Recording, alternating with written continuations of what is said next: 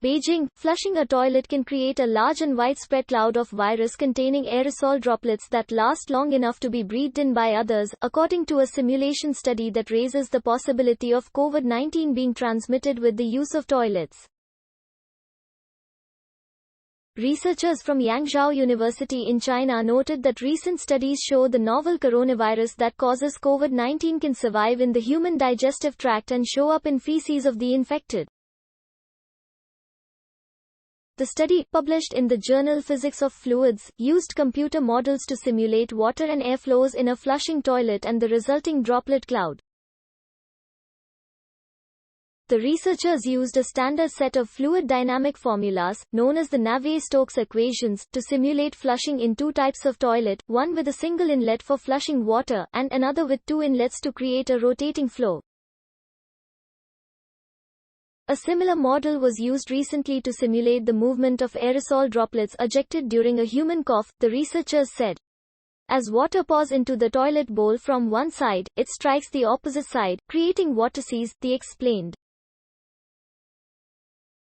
These vortices continue upward into the air above the bowl, carrying droplets to a height of nearly 3 feet, where they might be inhaled or settle onto surfaces, according to the researchers.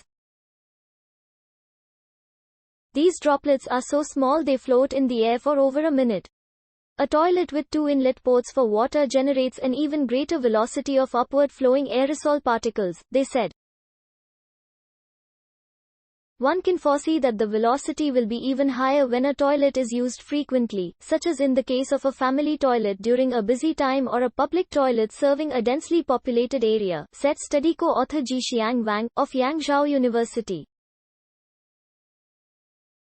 The simulations show that nearly 60% of the ejected particles rise high above the seat for a toilet with two inlet ports, the researchers said. The number of particles and their size distribution is estimated based on published literature reports.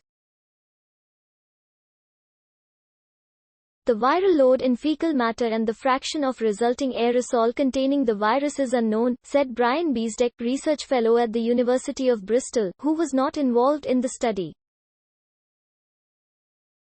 Even if the virus were contained in the produced aerosols, it is unknown whether the virus would still be infectious. There is not yet clear evidence for fecal-oral transmission, Beesdeck noted. A solution to this deadly problem is to simply close the lid before flushing, since this should decrease aerosol spread, the researchers in the study said. They also suggest a better toilet design would include a lid that closes automatically before flushing. While this study is unable to demonstrate that these measures will reduce transmission of the SARS-CoV-2 virus, many other viruses are transmitted through the fecal-oral route, so these are good hygiene practices to have anyway, Beesdeck added. Thanks for watching. Do you like my video? Then show me your love by pressing like button.